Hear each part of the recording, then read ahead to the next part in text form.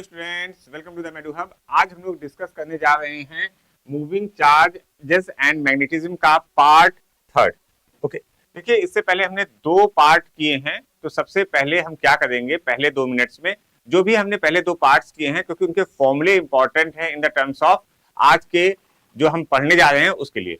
तो सबसे पहले जो क्लास फर्स्ट में मतलब पार्ट 1 में जो हमने कवर किया था उसके बारे में थोड़ा सा डिस्कस कर लेते हैं, स्पेशली फॉर्मूले। जैसे मैंने बोला, मैंने फर्स्ट क्लास में आपको एक सबसे पहले जो बताया that is important point, basic. Okay, that is bio-Savart law बताया।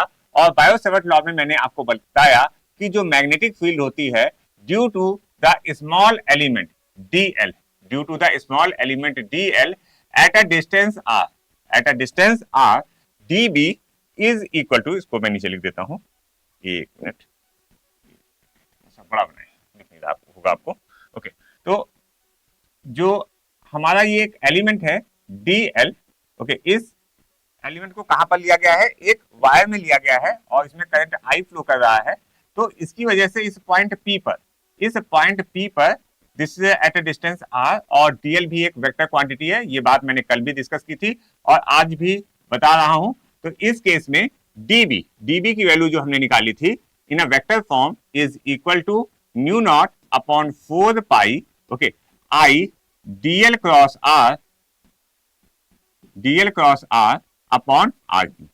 okay, ये बहुत ही इंपॉर्टेंट फॉर्मूला है। इसको फॉर्मूले को हमने कई इसके एप्लीकेशन देखे। जैसे इसका एक एप्लीकेशन था जब हम फाइनाइट वायर, हमारे पास एक फाइनाइट वायर है, उस फाइनाइट वायर की वजह से किसी पॉइंट डी पर हमें मैग्नेटिक फील्ड निकालनी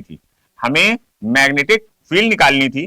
तो हमने क्या किया था, इस पॉइंट्स को, एक्सट्रीम पॉइंट्स को मिला दिया था और ऊपर वाले एंगल को इस डायरेक्शन में मैंने θ1 लिया था और इस डायरेक्शन में θ2 लिया था। तो उस केस में b की वैल्यू क्या आई थी, b is equal to mu not upon 4 pi, okay, I by D sine θ1 plus sine θ2। ये एक बहुत इंपॉर्टेंट फॉर्मूला है इन द केस ऑफ जब हम क्या कर रहे होंगे, जब हम किसी फाइनाइट वायर के लिए कर रहे होंगे। इनफाइनाइट के लिए हमने क्या बताया था, θ1 और θ2 कैसे हो जाएंगे, 90 हो जाएंगे। और सेमी इनफाइनाइट के लिए एक एंगल कितना हो जाएगा, 0 हो जाएगा और एक एंगल 90 हो जाएगा। ये हमने सबसे पहले दिन बात की थी। उसके बाद हमने कल बात की जो एक जिंक के एक्सिस पर मैग्नेटिक फील्ड। तो जिंक के एक्सिस पर मैग्नेटिक फील्ड जो एक बहुत इंपॉर्टेंट फॉर्मूला है, b is equal to mu not upon 2 I r square, okay, r square plus x square to the power of 3/2। ये एक बहुत ही इंपॉर्टेंट फॉर्मूला है। ये आप समझ सकते हैं कि बायो-सैवर्ट लॉ से ज्यादा ये वाले फॉर्मूले का हम यूज करते नजर आएंगे। मैं क्या कर रहा हूं, मैं जो अपने लास्ट 2 सेशंस किए थे उनके फॉर्मूले एक बार लिख दे रहा हूं जिससे कि आप इनको रिवाइज कर सकें। ये फॉर्मूला बहुत ही इंपॉर्टेंट फॉर्मूला था जिसमें हमने जिंक में क्या हो रहा था, करंट फ्लो कर रहा था, जिंक में करंट फ्लो कर रहा था। इस करंट की वजह से जो x डिस्टेंस पर हमने मैग्नेटिक फील्ड निकाली थी। ये फॉर्मूला आपको बहुत बार यूज करना पड़ेगा, बी केयरफुल। ओके, इससे ज्यादा इंपॉर्टेंट फॉर्मूला तो ये वाला है। जब हम उसके सेंटर पे निकालते हैं, सेंटर पे क्या फॉर्मूला निकाला था, b is equal to mu naught two I by r। ये और भी इंपॉर्टेंट फॉर्मूला है। इससे ज्यादा एक और इंपॉर्टेंट फॉर्मूला, जब हाफ रिंग आ जाती है, कई बार हाफ रिंग आती है, ठीक है, उस केस में हमने जो फॉर्मूला यूज किया था, b is equal to mu not upon 4, okay, I by r। इसके बाद एक आर्क के केस में, ओके, आर्क ये बनी हुई है, इस आर्क के सेंटर पर, इसमें अगर I करंट फ्लो कर रहा है तो इसके सेंटर पर अगर इसने थीटा एलिमेंट कट किया हुआ है, थीटा एंगल कट किया हुआ है, तो b is equal to mu not upon 4 I by r theta by pi. Okay, ये किसका है, इसको मैं लिख देता हूं, this is for half. Okay, और ये वाला किसका है, ये वाला है at the centre.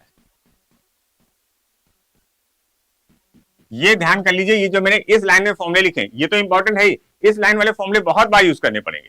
Be careful about this formula, ठीक है। और इसके साथ हमने लास्ट में कल एम्पियर सर्किटल लॉ के बारे में बात की थी, और एम्पियर सर्किटल लॉ में मैंने लिखा था circle integration of B dot DL, circle integration of B dot DL is equal to mu not into I in. I in मतलब वो करंट जो कहां से पास हो रहा हो, जो पास हो रहा हो हमारे, जो हमने लूप बनाया जिसे हमने एम्पियर लूप बोला, ओके, जिसे हमने एम्पियर लूप बोला। अच्छा, अब आगे चलते हैं और आज के सेशन को इसी से कंटिन्यू करते हैं। लिखा है सोलेनाइड। एक्चुअली सोलेनाइड होता क्या है? सोलेनाइड एक तरीके का, सोलेनाइड अगर समझे तो हम एक conductor, okay sorry non conductor hollow एक क्या ले लें, सिलेंडर ले लें, और उस पर जो वायर है हमारा, ठीक है, उस वायर को हम क्या कहते हैं, लपेट दें। और कैसे लपेटें? बहुत नियर बाई लपेट दें, तो उसकी वजह से क्या जनरेट होगा? मैग्नेटिक फील्ड जनरेट होगी जब उस वायर में करंट हम फ्लो कराएंगे। ओके, जब हम उस वायर में करंट फ्लो कराएंगे। देखिए वही चीज लिखी हुई है, सिंपली आपने क्या लिया, एक नॉन कंडक्टर सिलेंडर लिया, hollow cylinder, non conductor hollow cylinder लिया, वायर लिया। वायर ऐसा नहीं है कि उसके ऊपर, वायर के ऊपर मटेरियल होना चाहिए, इंसुलेटिंग मटेरियल, और आपने उसको लपेट दिया बहुत नियर बाई, तो जो डिवाइस बनेगी उसे हम क्या कहेंगे? सोलेनॉइड बनेगी। और ये जो हमारा मैग्नेट है कुछ उस तरीके से बिहेव करेगी। देखिए क्या लिखा हुआ है, सोलेनॉइड इज अ वायर, ठीक है, solenoid is a wire bounded in a closely space, closely space मतलब भाई पास पास, okay, spiral over a hollow cylindrical non conducting core. Okay, hollow होना चाहिए, सिलिंड्रिकल होना चाहिए, नॉन कंडक्टिंग कोर होना चाहिए, कंडक्टर नहीं होना चाहिए वो। Okay, this wire is coated with an insulated material. ये वायर कैसा होना चाहिए? इंसुलेटेड मटेरियल से होना चाहिए, कोट होना चाहिए। This is used to produce a uniform magnetic field. इसका काम कहां होता है?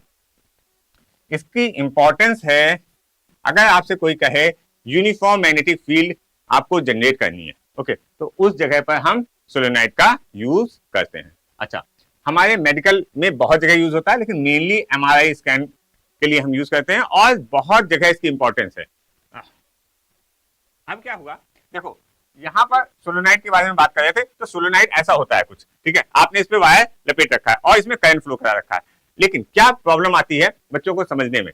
देखिए इसमें तो आप समझो कि इस केस में आपने सिंपली ये वायर बाउंड किया हुआ है किसी नॉन कंडक्टिंग सिलिंड्रिकल कोर पर, और आपने उस पर क्या किया? करंट, उसमें क्या किया? करंट आया। ओके, और जब वो करंट आया तो ये जो हमारा सोलेनॉइड है ये एक मैग्नेट की तरह बिहेव करेगा। क्यों मैग्नेट की तरह बिहेव करेगा? जैसा कि हमने अपने लास्ट क्लास में पढ़ा था कि जब हम किसी कॉइल में एक सर्कुलर कॉइल,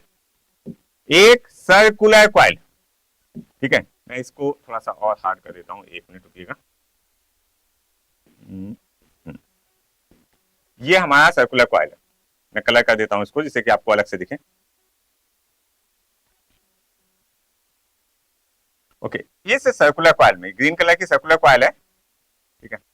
इस कॉइल में मैंने बताया था, जब आपको डायरेक्शन बता रहा था कि, या उससे पहले बताया था, ठीक है, एक ही बात है कि जब किसी कंडक्टर में करंट फ्लो होता है, ठीक है, कंडक्टर में करंट फ्लो होने का मतलब चार्जेस फ्लो होते हैं, तो उसके चारों ओर एक मैग्नेटिक फील्ड डेवलप हो जाती है। ओके, इसी तरह से अब ये कंडक्टर क्या हो गया, पहले हमने एक स्ट्रेट वायर लिया हुआ था या कुछ टेढ़ा मेढ़ा वायर लिया हुआ था, अब हमने उसे जिंक बनाया था, और जब जिंक बनाया था तो मैंने बताया था कि उसमें अगर आप करंट फ्लो करा रहे हो तो उसमें मैग्नेटिक फील्ड उसके वायर के, जैसे ये वायर है, ओके, ग्रीन कलर का, इसके चारों ओर मैग्नेटिक फील्ड डेवलप हो जाएगी। तो अगर आप समझने की कोशिश करो कि ये अगर वायर हमारा ऐसा है, ठीक है, ऐसा है, तो अगर आप उसपे अपने राइट हैंड का यूज करोगे, ऐसे करके वायर, करंट जो इस डायरेक्शन में बह रहा है, मतलब आप अगर अपने सामने विजुलाइज करो तो करंट जो आपसे फ्लो कर रहा है वो कैसा फ्लो कर रहा है? Anti clockwise. एक कॉइल है और उसमें एंटी क्लॉकवाइज, तो आप अपने हैंड को रखोगे और फिंगर्स को रोटेट कराओगे तो मैग्नेटिक फील्ड आपकी तरफ आएगी। तो देखिए उसी तरीके से यहां पर भी किया गया है कि जो मैग्नेटिक फील्ड है, ये करंट का डायरेक्शन है। ओहो, वेट अ सेकंड, ये जो है दिस इज द डायरेक्शन, मैंने ब्लू से बनाया है, ओके, और आप इसको ऐसे सामने से भी देखो, ठीक है, तो ऐसे करके विजुलाइज करो, ठीक है, आपके पास एक रिंग है जो एक कंडक्टर रिंग है जिसमें करंट एंटी क्लॉकवाइज फ्लो कर रहा है, और आपने अपने हैंड को रख के ऐसे करके रोटेट कराया। तो जो आप थंब फिंगर किधर रोटेट कर रही है? करंट के डायरेक्शन में, तो थंब किधर दिखा रहा है? थंब दिखा रहा होगा मैग्नेटिक फील्ड के डायरेक्शन। ये मैंने एक कॉइल के लिए बात की, ठीक है, एक कॉइल के लिए। अगर ऐसे बहुत ढेर सारे कॉइल्स लगे हों तो मैग्नेटिक फील्ड क्या कर रही होगी? सपोर्ट कर रही होगी। ओके, हमें मैग्नेटिक फील्ड क्या कर रही होगी? सपोर्ट कर रही होगी, मतलब एक रिंग से फिर दूसरे रिंग से, तो ऐसे करते करते मैग्नेटिक फील्ड बन जाए, डेवलप हो जाएगी। और इंपॉर्टेंट पॉइंट यहां पर मैंने एक कॉइल यहां पर बनाया हुआ है, ठीक है, एक कॉइल बनाया हुआ है। तो यहां पर क्या होता है, अभी मैं आपको थोड़ी देर बाद बोलूंगा कि बेटा ये जो है ये यूनिफॉर्म मैग्नेटिक फील्ड जनरेट करता है, और इसके इस पोर्शन पर, ये जो मैंने ऊपर ब्लू कलर का पोर्शन बनाया है, और यहां पर इस पोर्शन पर मैग्नेटिक फील्ड 0 होती है, इस पोर्शन पर बी की वैल्यू 0 होती है। सिंपल बता दिया जाता है कि बी की वैल्यू यहां पर क्या है, 0 है। लेकिन ये 0 क्यों होती है उसको समझने की कोशिश कीजिए। मैंने यहाँ पर इसका वेक्टर डायग्राम टाइप का थोड़ा सा बनाया है जिससे कि आपको फीलिंग आ सके। देखिए क्या है, एक्चुअली में ये डायरेक्शन है, ओके, एक्चुअली में ये जो डायरेक्शन है that is the direction of magnetic field, okay, और ये अंदर से जा रहा है, और बाहर से देखो, बाहर वाला ये वाला पोर्शन है, ओके, तो उसको मैंने इधर बनाया है, ओके, केवल मैंने एक लाइन बनाई है, बहुत सारी लाइन नहीं बनाई, एक लाइन कोई भी आपने पकड़ ली वैसे जा रही, जो नियर बाई होगा बिल्कुल इसके, ठीक है, तो उसमें कुछ ऐसे तरीके के वेक्टर्स बनेंगे, और इसकी वजह से जो इस पॉइंट पर है, यहां पर अपर पॉइंट पर मैग्नेटिक फील्ड क्या हो जाएगी, 0 हो जाएगी, मैग्नेटिक फील्ड कैंसिल हो जाएगी। तो जो मैग्नेटिक फील्ड जो जनरेट हुई वो केवल और केवल कहां हुई, इसके अंदर, और वो कैसी जनरेट हुई, यूनिफॉर्म मैग्नेटिक फील्ड, ठीक है, कैसी जनरेट हुई, uniform magnetic field. Clear, okay. अब आते हैं अपने सोलेनोइड पे। तो सोलेनोइड एक यूनिफॉर्म मैग्नेटिक फील्ड जनरेट करता है, ये बात क्लियर हो गई कि जो ऊपर वाला पार्ट है, बच्चों में बहुत बच्चों में डाउट रहता है कि सर यहां पर मैग्नेटिक फील्ड होनी चाहिए, लेकिन वो मैग्नेटिक फील्ड नहीं होगी। इस केस में यहां पर आपको एक यूनिफॉर्म मैग्नेटिक फील्ड मिलेगी। Solenoid is a device which is used to generate a uniform magnetic field. Clear हो गई बात। चलिए अब इसके कैलकुलेशन पार्ट पे आते हैं। जो जो इंपॉर्टेंट कैलकुलेशन पार्ट है हम उसी का डिस्कशन करेंगे, ठीक है, ज्यादा डिस्कशन वो नहीं करेंगे जो हमारे लिए इंपॉर्टेंट नहीं है। ओके, तो सोलेनोइड है, इसकी लेंथ हमने एल ले ली, सोलेनोइड है, इसकी लेंथ हमने एल ली, और इस पर जो रेडियस, इसकी जो रेडियस है, लेट रेडियस जो ली मैंने आर ले ली, ठीक है, यहां इतना जरूरत नहीं है तो यहां पर अभी लिखते जाते हैं।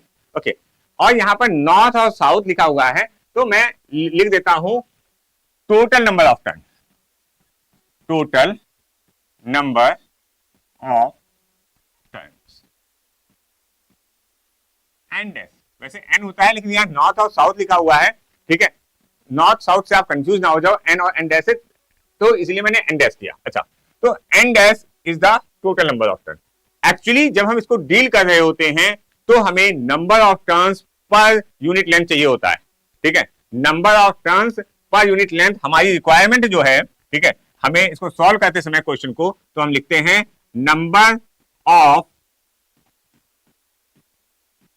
टर्न्स पर यूनिट लेंथ, और इसे हम जो डिनोट करते हैं that is denoted by N, और इसकी वैल्यू जो होती है capital N, number of total number of N dash upon L. ये बात आपको पता होनी चाहिए, ओके, ये बात आपको पता होनी चाहिए कि मैक्सिमम टाइम आप जो यहां पर कहीं आप कंफ्यूज ना हो जाओ भाई, मैक्सिमम टाइम जो टोटल नंबर ऑफ टर्न्स को हम नहीं यूज करते हैं, हम यूज करते हैं number of turns per unit length. अच्छा, इस केस में मैं कोई फॉर्मूला प्रूफ नहीं करने वाला हूं क्योंकि वो हमारी रिक्वायरमेंट नहीं है। इस केस में ये एक फाइनाइट लेंथ दी हुई है, ठीक है, आपके केस में अगर आप देखो तो फाइनाइट वाला डायरेक्ट आपको यहाँ पर इंटीग्रेशन की जरूरत नहीं पड़ेगी, ठीक है। अच्छा हाँ, एक बार फिगर जरूर देख लेते हैं। देखो क्या है, ये सोलेनोइड बना हुआ है, ठीक है, इस वाले पार्ट को देखो, इस वाले पार्ट में एक्चुअली हमने किया क्या है, जो ये ऊपर वाला पार्ट है, इसको जैसे ये होगा तो मैंने इसको क्रॉस कट कर दिया बिल्कुल ऐसे करके। तो ये जो पॉइंट्स हैं ये बता रहे हैं कि करंट बाहर आ रहा है, मतलब ऊपर वाले वायर से करंट बाहर आ रहा है। देखो ये आई जो नीचे दिखा रहा है, तो ध्यान से समझो, इसको विजुलाइज करो कि ऐसे करके होगा, और आपने ऐसे किया तो ऊपर वाले से करंट बाहर आ रहा है, वही दिया हुआ है, ठीक है, वही दिया। और इसको मैं कैपिटल आर कर देता हूं यहाँ पर, ओके, ये करंट बाहर आ रहा है और ये करंट अंदर जा रहा है, ओके, ये वाला करंट अंदर जा रहा है। तो इस केस में डायरेक्ट फॉर्मूला आप लर्न करें, इस केस में आप डायरेक्ट फॉर्मूला लर्न करें, इसका प्रूफ का कोई आप खुद से नहीं पूछने वाला है, okay, specially in the case of निट, ओके, और इसका कोई ऐसा एप्लीकेशन भी नहीं आएगा कि आपको इसके प्रूफ की जरूरत है। B is equal to mu not N I by 2, okay, sine alpha plus sine beta. ये फॉर्मूला आपको आना चाहिए in the case of finite solenoid. Finite solenoid के लिए अब अल्फा और बीटा भी देख लीजिए। अल्फा और बीटा क्या है? Alpha and beta are the angles.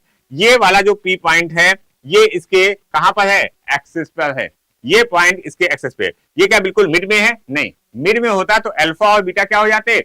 Same हो जाते। अल्फा और बीटा की वैल्यू सेम हो जाती, तो ये जरूरी नहीं है कि अल्फा और बीटा पी पॉइंट जो है मिड पॉइंट पर है।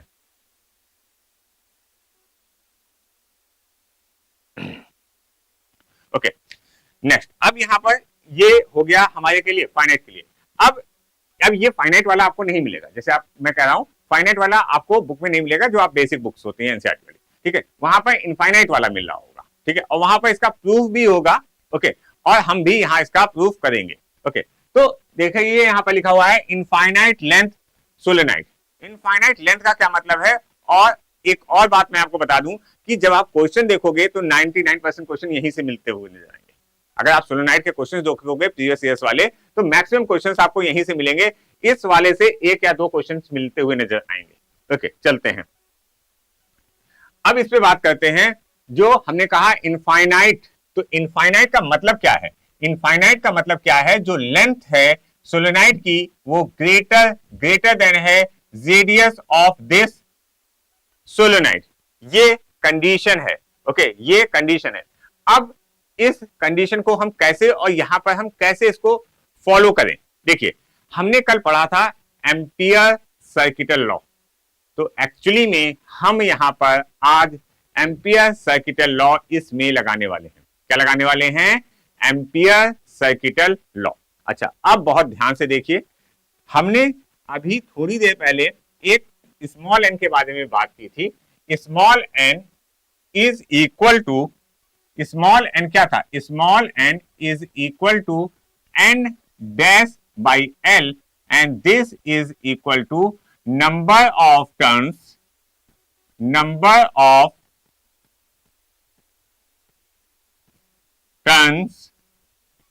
पर यूनिट लेंथ।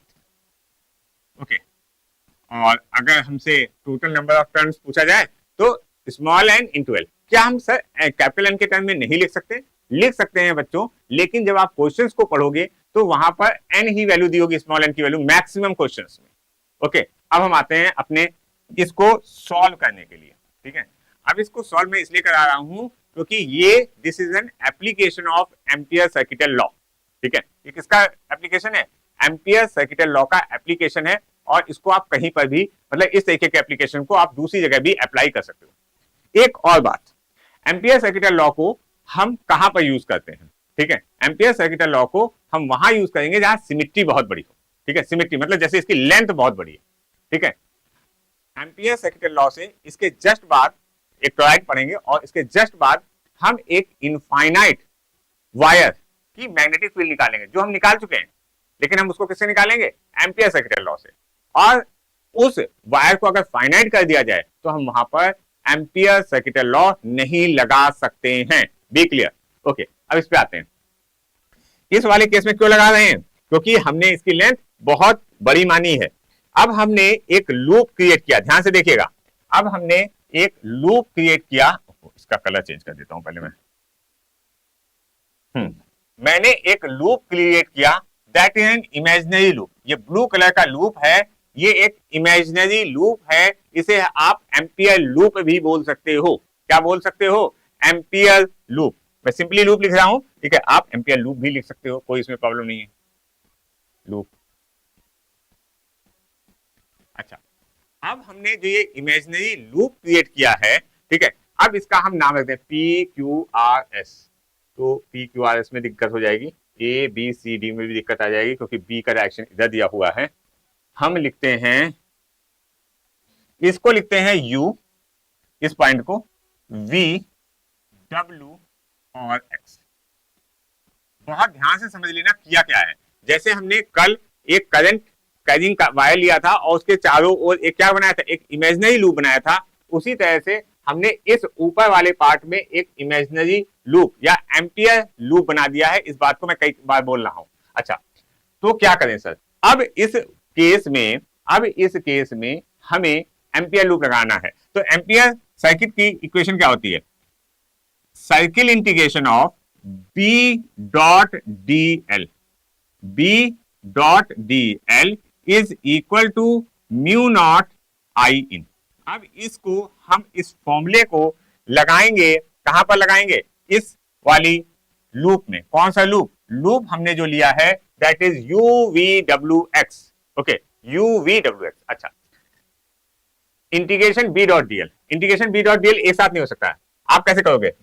U से V, V से W, W से X और X से U। हमको इसको ब्रेक करना पड़ेगा। ओके, ब्रेक करते हैं। देखिए, integration of B DL. Okay, B DL मैं पहले एक बार लिख देता हूं, यूवी, यूवी के लिए, plus integration of we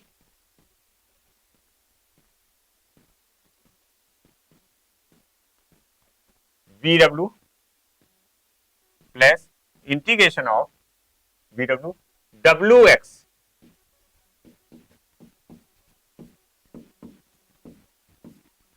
plus integration of XU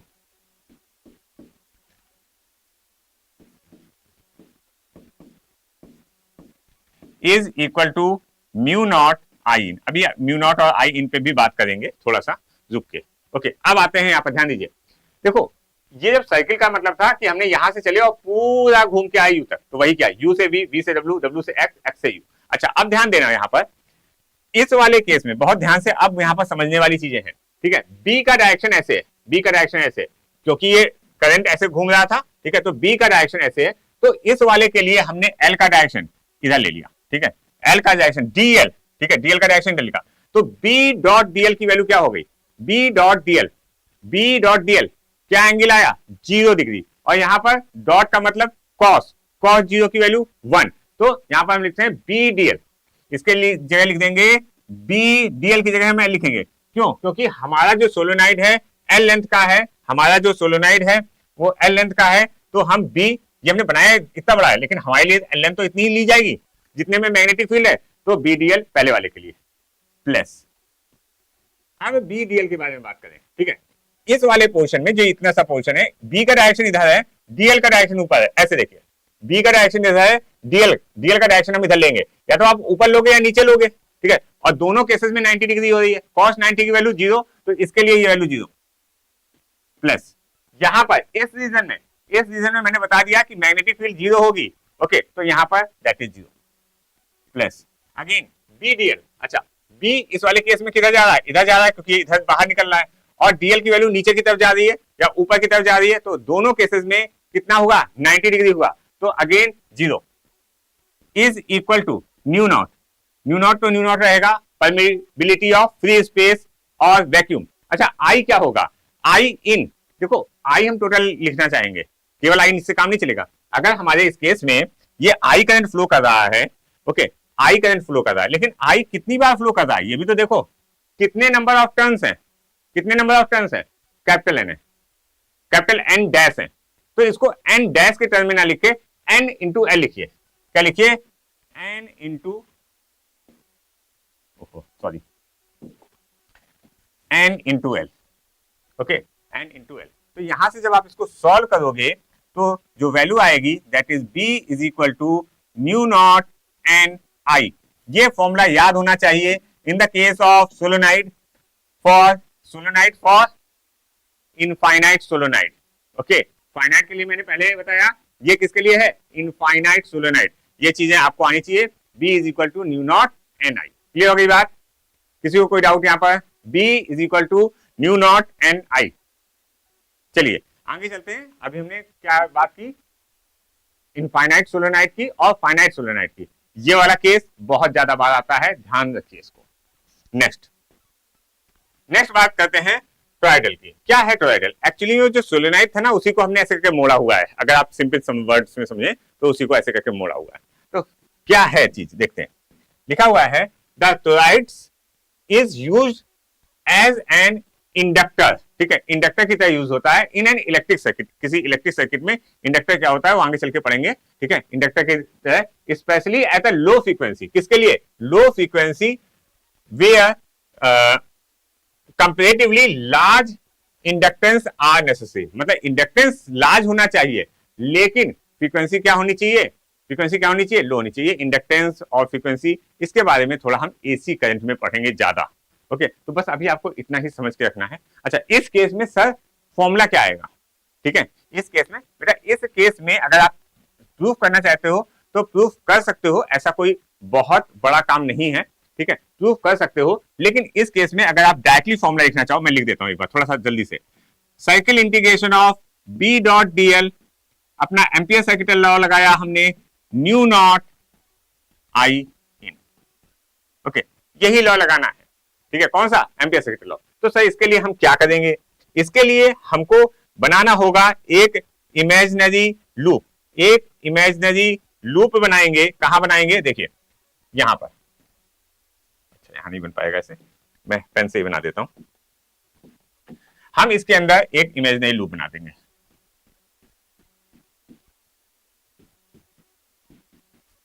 ठीक है, दिस इज द लूप। कौन सा लूप? Ampere loop. इसे आप एम्पियर लूप भी कह सकते हैं क्योंकि आप एम्पियर के एप्लीकेशंस को यूज कर रहे हैं। तो एक लूप बनाएंगे, एम्पियर लूप। ओके, और इस केस में देखिए, अगर आप समझो कि ये करंट ऐसे ऐसे फ्लो कर रहा है तो ऐसे करके देखोगे तो मैग्नेटिक फील्ड इधर जा रही है। देखो यहाँ पर लिखा हुआ है, अगर ये ब्लू कलर का निशान नहीं दिख रहा हो मे बी, तो मैं फिर से बना देता हूं इसका डार्क करके, ठीक है। मैग्नेटिक फील्ड इधर की तरफ, ओके, मैग्नेटिक फील्ड इधर की तरफ, मैग्नेटिक फील्ड इधर की तरफ जा रही है। हमने देखो ये थोड़ा सा होशियारी करनी होती है। आप डीएल क्या जरूरी है कि, क्योंकि डीएल तो इसी लेंथ में जाएगा, या तो आप उसके अपोजिट ले सकते हो या उसके साथ लो, तो उसके साथ ले लो, ठीक है। आपको तो कैलकुलेशन देख रहे हैं, ठीक है। तो यहां पर सिंपली आपको लिखना क्या है? बी डॉट डीएल, ठीक है। तो बी तो बाहर आ गया, डीएल को मत समझो। डीएल आपने एक छोटा सा एलिमेंट यहां लोगे पहले, ठीक है, और जब आप इसको इंटीग्रेट करोगे तो ये कंप्लीट इंटीग्रेशन आएगा। कितना आएगा? Complete integration. और कंप्लीट इंटीग्रेशन अगर ये इसका यहां से यहां तक को हम आर कह दें तो कितना हुआ? ये डीएल की वैल्यू कितनी हुई? 2 पाई आर। कितनी हुई? 2 पाई आर। अच्छा, म्यू नॉट को म्यू नॉट रखा, आई इन कितना है? देखो एक टर्न में करंट कितना फ्लो कर रहा है? एक टर्न में करंट फ्लो कर रहा है आई, ठीक है, एक टर्न में करंट फ्लो कर रहा है आई। ओके, कितने टर्न है? एन है। अच्छा, लेंथ कितनी हुई इसकी? लेंथ इसकी पेरीमीटर जो हमने आर लिया है, स्मॉल आर, उसी के हिसाब से 2 पाई आर, ठीक है। तो ये 2 पाई आर कैंसिल हो गया। अगेन यहाँ की पर जो वैल्यू आई, B is equal to mu not N I. मतलब सोलेनाइड एंड टोराइड वाले केस में, दोनों ही केसेस में हमारा जो B की वैल्यू आएगी, टोराइडल वाले केस में B की वैल्यू न्यू नॉट एन आई आएगी, दोनों ही केसेस में। बी केयरफुल, दोनों ही केसेस में, ठीक है। चाहे वो कौन वाला हो, चाहे वो फाइनाइट नहीं, फाइनाइट वाले के केस में नहीं। फाइनाइट वाले में क्या आ रहा था? फाइनाइट वाले में आ रहा था mu naught N I by 2 sine alpha plus beta. Okay, sine alpha plus sine beta, sine alpha plus sine beta. और अल्फा बीटा कहां से लिया ये आप फिगर में देख लेना। ओके, इस वाले केस में और सोलेनाइड वाले केस में B is equal to mu not N I, ये आंसर आएंगे और ये लर्न कर लीजिए, आपको ये बहुत यूजफुल मिलेंगे वहां पर। ओके, लिखा हुआ है magnetic field due to infinite wire, hollow infinite wire and solenoid and solid infinite wire, ठीक है। इसके बारे में हम लोग डिस्कस करते हैं। सबसे पहले देखते हैं magnetic field due to infinite wire. तो क्या सर फाइनाइट के लिए नहीं निकाल सकते? बेटा नहीं निकाल सकते। मैग्नेटिक फाइनाइट के लिए निकाल सकते हैं लेकिन एम्पियर सर्किटल लॉ को यूज करके नहीं निकाल सकते, ठीक है। निकाल सकते हैं, बी केयरफुल। क्यों ऐसे निकाल सकते हैं सर? अगर आपने ध्यान दिया हो इस वाली स्लाइड में तो ये देखो, ये जो हमने किया है ये फाइनाइट वायर ही है, ठीक है। ये फाइनाइट वायर है, कुछ उसकी लेंथ होगी, यहाँ पर θ1 θ2 लेंगे और हम क्या करेंगे? इस फॉर्मूले को यूज कर लेंगे। और इसी फॉर्मूले में हम इनफाइनाइट वाले के लिए क्या कर देते थे? θ1 और θ2 की वैल्यू क्या लिख देते थे? θ1 और θ2 की वैल्यू क्या लिख देते? 90 लिख देते, तो आ जाता था mu naught 2 pi I by D. ये तो यहां से भी आ गया सर, हाँ बिल्कुल आ गया, यहां से भी आ जाएगा। और ये जो मैं बताने जा रहा हूं, ये मैं इसलिए बताने जा रहा हूं कि आपको एम्पियर सर्किटल लॉ का एप्लीकेशन समझ में आ सके। ओके, एम्पियर सर्किटल लॉ का एप्लीकेशन समझ में आ सके, इसलिए मैं इसको बताने जा रहा हूं। देखिए क्या हुआ, आपने एक वायर लिया और ये वायर हमारा कैसा था, ये वायर हमारा इनफाइनाइट वायर था, मैं बहुत लंबा वायर था। ओके, और इसमें हमें करंट जो दिया था that is given to us I. Okay, current हमको क्या दिया था, आई दिया हुआ था। ओके, अब हमने एक एम्पियर लूप क्रिएट किया और इस केस में मैंने जो एम्पियर लूप क्रिएट किया है वो एक सर्कुलर लूप है, वो एक सर्कुलर लूप है। तो सर्कुलर लूप बनाते हैं, देखिए यही बना देता हूं, ये एक सर्कुलर लूप है। ओके, और अगेन जैसा मैंने कल बात की थी, तो इस केस में इसको अभी हम सेंटर पे रख सकते हैं विद रेडियस आर। ओके, और मैंने क्या बोला अभी आपसे कि हम लोग इसको क्यों कर रहे हैं, हम लोग एक्चुअली कर इसलिए रहे हैं कि हम एम्पियर सर्किटल लॉ का यहां पर देखना चाहते हैं एप्लीकेशन। तो एम्पियर सर्किटल लॉ का एप्लीकेशन देखना चाहते हैं सर, तो एम्पियर सर्किटल लॉ लिखो, circle integration of B dot DL. Okay, circuit B dot DL is equal to, circle integration of B dot DL is equal to mu not I, और यहां पर आई in, मतलब आई इन का मतलब मैंने क्या बताया था, वो करंट जो कंडक्टर में फ्लो कर रहा हो सकता है मल्टीपल कंडक्टर हो, यहाँ एक कंडक्टर है, ठीक है, जितने भी आई इन का मतलब ये है वो लूप के अंदर से पास हो रहे हो, ये मैंने कल क्लास के लास्ट में बताया था। अच्छा, अब देखिए यहाँ पर बी डॉट डीएल। ओके, तो बी को मैंने कांस्टेंट करके बाहर निकाल लिया, क्योंकि इस केस में यहां पर अगर आप मैग्नेटिक फील्ड लगाओगे इस पर्टिकुलर डीएल के लिए, मैंने लिखा ये DL1, तो ये होगा डायरेक्शन बी का, और इसको DL1 ले लिया मैंने, और ऐसे DL1 DL2 DL3 DL4 बहुत छोटे छोटे एलिमेंट हैं जिनका नाम मैंने अलग कर दिया, और सबको अगर आप जोड़ दो तो आप एक्चुअली में पूरी पेरीमीटर को बना दोगे। तो आप ऐसे भी लिख सकते हो, circle integration of DL is equal to mu not I, इनकी जगह आप आई लिख दो, आई इनकी जगह आई लिख दोगे। अच्छा, DL की वैल्यू क्या है, B into 2 pi R, mu not I इनकी जगह आई। अच्छा, B is equal to mu not upon 2 pi I by R. देखो वही फॉर्मूला आ गया जो आपने फर्स्ट क्लास में निकाला था फॉर फाइनाइट वायर, ठीक है, फॉर इनफाइनाइट वायर, फाइनाइट के लिए भी निकाला था, इनफाइनाइट के लिए, फॉर इनफाइनाइट वायर जो आपने फॉर्मूला निकाला था θ1 इक्वल टू 90, θ2 इक्वल टू 90 रख के, वही फॉर्मूला बच्चों आ गया। ठीक है, क्लियर हो गई बात। चलिए आगे चलते हैं और बात करते हैं magnetic field due to hollow infinite wire. अब जो हमारा वायर है वो एक हॉलो है और इनफाइनाइट है। ओके, दो बातें, हॉलो एंड इनफाइनाइट। तो देखिए मैं हॉलो और इनफाइनाइट बनाने की कोशिश करता हूं। ओके, वेट अ सेकेंड, थोड़ा सा इसको मोटा बनाते हैं। ये एक लाइन है, ओके, और ये एक लाइन, ये हॉलो है। ओके, मतलब करंट जो है उसकी पेरीफेरी से पास हुआ होगा, ऐसे हॉलो होगा, और बीच में वो क्या है, कुछ नहीं है। ठीक है, और इसका जो बीच का लाइन होगी, मतलब आप इसकी एक्सेस कह सकते हो, ये इसकी एक्सेस है, ये इसकी एक्सेस है। ओके, और यहां पर जो इसकी रेडियस है, लेट जो इसकी रेडियस है दैट इज आर, इसकी जो रेडियस है वो आर। ओके, और इसमें टोटल करंट जो है वो आई फ्लो कर रहा होगा। ठीक है, हाँ थोड़ा अगर ऐसे करोगे तो वो कुछ अमाउंट में होगा, लेकिन टोटल जो करंट होगा वो आई फ्लो कर रहा है। ठीक है, तो टोटल करंट मैंने यहाँ पर आई लिख दिया, और ये इनफाइनाइट है, ऊपर से भी इसको इनफाइनाइट लिख देते हैं। ओके, मतलब इधर भी इनफाइनाइट जा रहा है और इधर भी इनफाइनाइट जा रहा है, ये बात आपको क्लियर होनी चाहिए। अच्छा, ऐसे केसेस में दो चीजें आती हैं, एक तो फॉर्मूला आता है, साथ साथ ग्राफ भी पूछा जाता है कई बार। ओके, साथ साथ बी और आर में क्या वेरिएशन है, बी और आर में क्या वेरिएशन। तो सबसे पहले आप एम्पियर सर्किटल लॉ लिखो, सबसे पहले आप एम्पियर सर्किटल लॉ लिखो, तो circle integration of B dot DL is equal to mu not I. अच्छा, इस केस में अगर आप ध्यान से समझने की कोशिश करो तो हमारे पास दो जगह मिल रही हैं। एक, हमारा जो मैग्नेटिक फील्ड है वो इस वायर के अंदर और इस वायर के बाहर दो रीजन मिल रहे हैं। ठीक है, कहां कहां? इस वायर के अंदर और इस वायर के बाहर। तो हमको दोनों जगह मैग्नेटिक फील्ड देखनी होगी। एक और इंपॉर्टेंट पॉइंट, अगर हम इसको टॉप व्यू से देखें, ठीक है, टॉप व्यू से देखें तो हमको कुछ ऐसा रिंग दिखेगा। ऐसे करके कोई रिंग दिखेगी भाई, क्योंकि ये तो हॉलो था, ऊपर से देखा आपने ऐसे करके तो जिंक जैसी दिखेगी, ऐसे ऊपर से देखा तो जिंक जैसी दिखेगी, नीचे बिल्कुल आप सिमेट्री के साथ, क्योंकि ये नीचे जा रहा है, ठीक है, तो जिंक दिखेगी।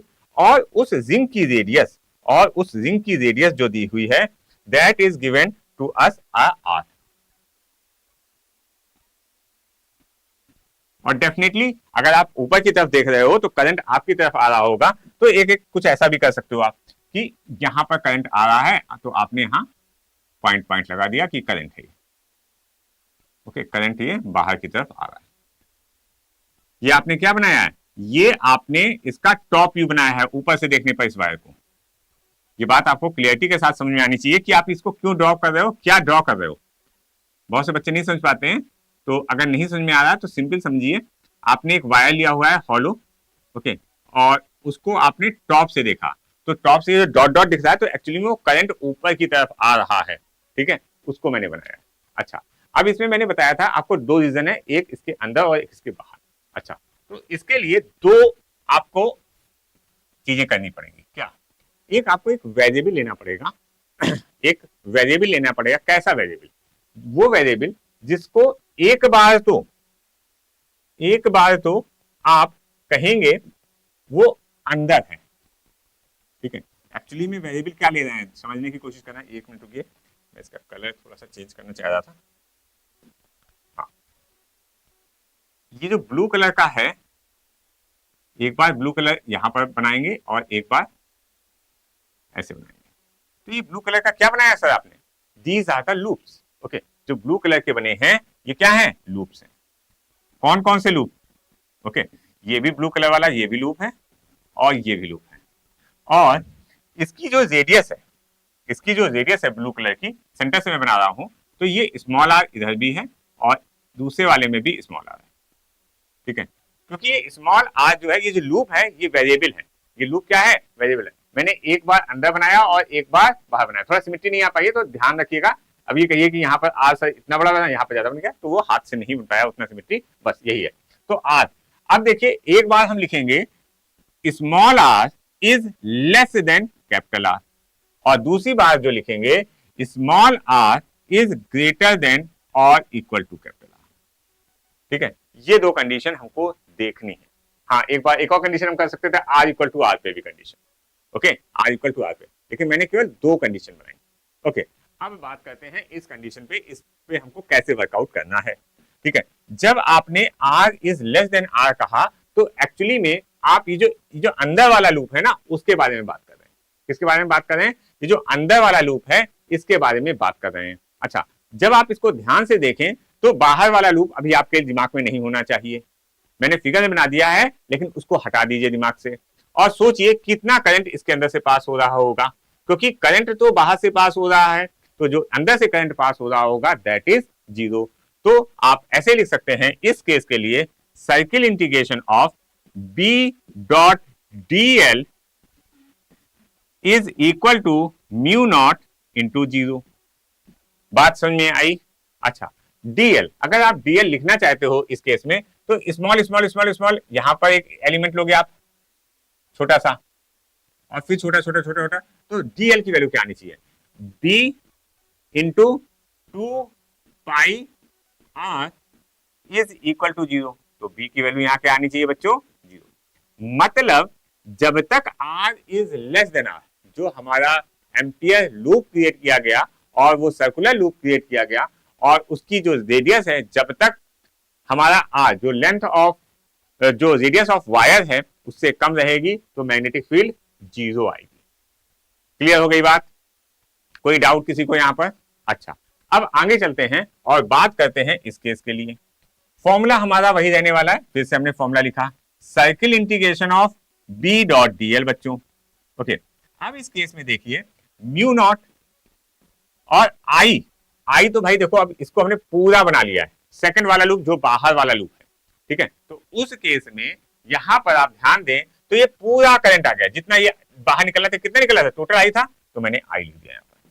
अच्छा, डीएल की वैल्यू क्या होनी चाहिए बेटा, देखो ये रेडियस है आर, ओके, तो इस केस में ये एलिमेंट लोगे आप, उसके बाद फिर से एक छोटा सा एलिमेंट लोगे, फिर एक छोटा एलिमेंट लोगे, तो डीएल, बी तो बाहर हमने ले लिया, बी एक कांस्टेंट है, इंटीग्रेशन ऑफ डीएल, ओके, और बी और डॉट का कुछ लोग सोचेंगे डॉट में सर नहीं समझा रहे हैं, देखो डॉट वाले केस में यहां पर बी डॉट डीएल, इस केस में जब आपने करंट बाहर की तरफ आ रहा है तो मैग्नेटिक फील्ड कैसे जा रही होगी, ऐसे जा रही होगी, तो मैंने बी भी इधर है और डीएल भी इधर ही लिया हुआ है, तो इस केस में cos 0 आएगा और cos 0 की वैल्यू क्या आएगी, 1 आएगी। ये चीज आप यहां से भी समझ सकते हो, कहां से समझ सकते हो, यहां से, कल मैंने एम्पियर सर्किटल लॉ पढ़ाया था, वहां पर भी इसको मैंने बताया था, ठीक है। तो एक एक चीज को बताने की कोशिश कर रहा हूं, is equal to mu not I. अच्छा, डीएल, ऐसे देखो DL DL DL DL DL DL सब ऐड होते चले जाएंगे, तो क्या बना दिया इसने, पेरीमीटर बना दिया, सर्किल इंटीग्रेशन लगा हुआ है, तो B into 2 pi into R is equal to mu not I. Okay, तो यहां से जो फॉर्मूला आया that is B is equal to mu not upon 2 pi I by R. तो अगर आप ध्यान से देखो तो एक्चुअली में ये इनफाइनाइट वायर वाला जो फॉर्मूला आया था वैसा ही आया है, बस केवल ये आर की चेंज आई है। ओके, आर का चेंज आया, वहां भी आई थिंक यही स्मॉल आर ही मैंने लिया था। अच्छा, यहां पर हमने आर लिया हुआ है, आर एक्चुअली में यहां पर बिल्कुल वायर से लिया गया है, ठीक है। यहां पर ये हॉलो है तो ये सेंटर से लिया गया है, हॉलो है तो सेंटर से लिया गया है। क्लियरिटी है, किसी को कोई डाउट यहां पर, anyone have any doubt in this case? चलिए अब इसका ग्राफ देखते हैं, हमारे पास क्या पेज खाली है, नहीं है, तो यहीं पर इसका ग्राफ देखने की कोशिश करते हैं। थोड़ा सा स्पेस बनाते हैं, कहीं पर यहां पर स्पेस बनाते हैं, थोड़ा सा स्पेस की जरूरत है, बहुत ज्यादा स्पेस की जरूरत नहीं है। Graph is important for us क्योंकि they are going to ask you directly, ठीक है। ये आर लिखा है और ये बी लिखा, और यहां पर मैंने एक पॉइंट लिखा R is equal to R, R is equal to R. तो अगर आप ध्यान दो तो बी की वैल्यू कब तक 0 है, जब तक कि वो लेस देन है, ठीक है, लेस देन तक उसकी वैल्यू 0 है। तो मैंने कहा लेस देन तक 0 बना देते हैं, मतलब यहां से यहां तक जो मैग्नेटिक फील्ड है 0 है, लेकिन इस पॉइंट पर आते ही एकदम बढ़ जाएगी और फिर वो कुछ ऐसे जाएगी। क्यों? क्योंकि बी जो है ये B is inversely proportional to R. Okay, B क्योंकि म्यू नॉट अपॉन 2 पाई जो है वो एक कांस्टेंट टर्म है, आई एक कांस्टेंट है, आर पे डिपेंड कर रहा है, मतलब जितना डिस्टेंस आप दूर जाते जाओगे बी की वैल्यू कम होती जाएगी, और this is the actually graph. और ये ग्राफ आपको डायरेक्ट पूछा जाता है कई एग्जाम्स में, ओके, स्पेशली नीट के भी एग्जाम में। ओके, ये रिवीजन कितने बेटा, ये रिवीजन बहुत दिन से चल रहा है और चलता ही रहेगा। ओके, ये हो गई बात। किसी को कोई डाउट है यहाँ पर? Anyone have any doubt? चलिए आगे चलते हैं और बात करते हैं magnetic field due to solid infinite wire. Okay, किसके वजह से? सॉलिड इनफाइनाइट वायर की वजह से। तो अगर हम सॉलिड इनफाइनाइट वायर के बारे में बात करें तो पहले सॉलिड इनफाइनाइट वायर बनाते हैं और फिर उसके बाद हम उसका डिस्कशन को स्टार्ट करते हैं। तो इस केस में सॉलिड इनफाइनाइट वायर वाले केस में ये हमारा वायर है, ये हमारा वायर है। ओके, वायर में थोड़ा सा, ठीक है, हाँ, ये सॉलिड इनफाइनाइट वायर है। इसका हम एक्सेस तो बना लेते हैं पहले, ठीक है, एक्सेस बहुत इंपॉर्टेंट होता है, जहां से इसकी रेडियस डिसाइड करोगे आप, ठीक है।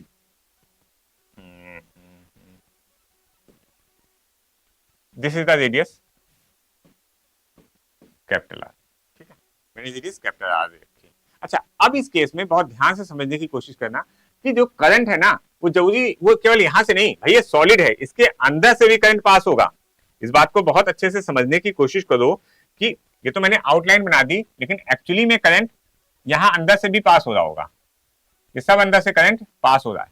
सब अंदर से करंट पास हो रहा है, सब, इसमें बिल्कुल भी हॉलो नहीं है, पूरा करंट पास हो रहा है, मतलब टोटल करंट जो आई है वो इससे पास हो रहा होगा, ये इंफिनिटी है ऊपर भी और नीचे भी, ठीक है, टोटल करंट आई पास हो रहा है। ओके, अब देखो इसका हम फिर से टॉप व्यू देखते हैं, टॉप व्यू कैसा दिखेगा, ध्यान से, बहुत, अब यहां पर थोड़ी चीजें ध्यान से देखने वाली हैं कि इसका टॉप व्यू कैसा दिखना चाहिए बच्चों। टॉप व्यू, ये इसका मैंने टॉप व्यू बनाया है, ठीक है, और टॉप व्यू में अगर आप ध्यान दो तो रेडियस पहले मैं बना देता हूं, सबसे पहले मैं रेडियस बनाता हूं जो हमारी रिक्वायरमेंट है। ओके, अब इसमें करंट जो है केवल यहां पर नहीं आएगा डॉट डॉट डॉट, जैसे मैंने इस वाले केस में क्या कहा था, हमने इसके केवल और केवल इसके कहां पर कहा था, जो वायर की पेरीमीटर है उससे करंट आ रहा था, लेकिन इस वाले केस में ये वायर के पेरीमीटर से नहीं आएगा, ये कहां से आ रहा होगा करंट, ये करंट पूरा इसके अंदर से निकल के आ रहा होगा। तो इस केस में अगर आप बनाना चाहते हो तो यहां तो बनेगा ही बनेगा डॉट डॉट, मतलब उसके सरफेस पे तो है ही,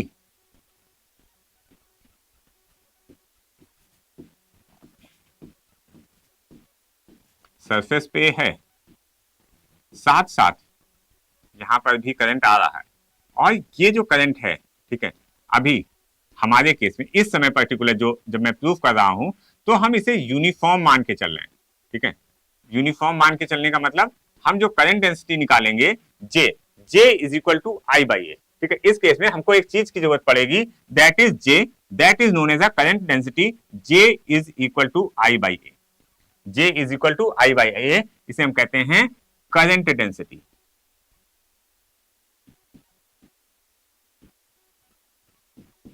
क्या कहते हैं, current density, J equal to I by A. अच्छा, इस केस में जब ये हमारा पुराना इनिशियल केस है, बिल्कुल एकदम स्टार्टिंग वाला, तो आप क्या कहोगे, I upon pi R square, I upon pi R square. अब अगेन हम इस केस में एम्पियर सर्किटल लॉ लगाएंगे, क्या लगाएंगे बच्चों, ampere circuital law, again this is an application of ampere circuital law. तो सर एम्पियर सर्किटल लॉ लिख लेते हैं, circle integration of B dot DL is equal to mu not I in. और again अगर आप ध्यान दो तो इस केस में फिर से हम दो लूप क्रिएट करने वाले हैं, क्या करने वाले हैं बच्चों, दो लूप क्रिएट करने वाले हैं, एक लूप जो इस वायर के अंदर होगा, एक लूप जो इस वायर के अंदर होगा, उस लूप को हम क्रिएट करेंगे। तो देखिए ये मैंने एक लूप क्रिएट किया दिया, ये वाला, और दूसरा लूप मैंने इसके बाहर क्रिएट किया है। ओके, दोनों की रेडियस स्मॉल आर है, जैसा मैंने पहले बताया। सही, स्मॉल आर दोनों की कैसे होगी बेटा, ये लूप एक स्टैंड पर एक वर्क करेगा, दूसरे पे दूसरा, मतलब पहली बार में हम अंदर वाला लेंगे, दूसरी बार में दूसरा वाला, ये एक इमेजिनरी लूप है जिसे हम एम्पियर लूप कहते हैं। तो इस केस में अगेन दो कंडीशन बनी, पहली कंडीशन बनी R is less than R, दूसरी कंडीशन बनी आर इज ग्रेटर देन और इक्वल टू आर। ये दो कंडीशन बन गई बच्चों, ठीक है, ये दो कंडीशन बन गई। अच्छा, अब अगर हमने ध्यान से समझने की कोशिश कीजिएगा, अब अगर हमने अंदर वाला लूप लिया, अब अगर हमने अंदर वाला लूप लिया, उस केस में जे की वैल्यू क्या होनी चाहिए, जे की वैल्यू होनी चाहिए आई अपॉन, ठीक है, total current upon pi into R square. Okay, wait a minute, यहां पर एक चीज मैं आपको और थोड़ा और अच्छे से बताना चाहता हूं, बच्चे यहाँ कंफ्यूज होते हैं कई बार। जे क्या है, करंट डेंसिटी है, जे क्या है, करंट डेंसिटी है। तो यहां पर मैं कहूं आई डैश, आई डैश कौन सा करंट है, जो इस आर डैश से पास हो रहा है, आई डैश कौन सा करंट है, जो इसके अंदर से, ये जो छोटा वाला है, ठीक है, जो उसके अंदर है, that is equal to J into pi small R square. क्या किया मैंने, current is equal to current density multiplied by area, multiplied by the area, वो एरिया जिससे कि क्या निकल रहा हो, जिससे कि क्या निकल रहा हो, करंट निकल रहा हो, इस एरिया से करंट निकल रहा है। ओके, तो इस पे वर्कआउट करते हैं और लिखते हैं circle integration of B dot DL, okay, is equal to mu not, okay, into I, I in क्या है इस बार, J into pi R square. Clear हो गई बात। अच्छा, बी इंटू डीएल, अगेन इस केस में जब ये बाहर बी निकल रहा होगा तो ऐसे देखो, जो ये बाहर निकल रहा होगा तो इस केस में जो मैग्नेटिक फील्ड होगी, अगेन मैग्नेटिक फील्ड मैं यहां पर अलग से बनाता हूं, कहां बनाऊं, हाँ यहाँ ऐसा है, ठीक है। मैग्नेटिक फील्ड का डायरेक्शन इधर की तरफ होगा, हर जगह पर टेंजेंट की तरफ होगा, और इस केस में अगेन जो हम डीएल ले रहे हैं वो ऐसे लेंगे और उसका भी डायरेक्शन ले लेंगे। ये स्मार्ट लेने का तरीका होता है। क्या इसके अपोजिट ले सकते हैं? बिल्कुल ले सकते हैं, कोई प्रॉब्लम नहीं है। अच्छा, अब हम जब यहां पर आते हैं तो बी डॉट डीएल, तो बी और डीएल का डायरेक्शन क्या है? बी और डीएल का डायरेक्शन क्या है? एक है, तो cos 0 की वैल्यू 1, डीएल डीएल अगेन क्या है? स्मॉल स्मॉल स्मॉल ऐड होते गए तो क्या वैल्यू आई? 2 पाई आर। ओके, तो B into 2 pi R is equal to mu not, okay, pi R square.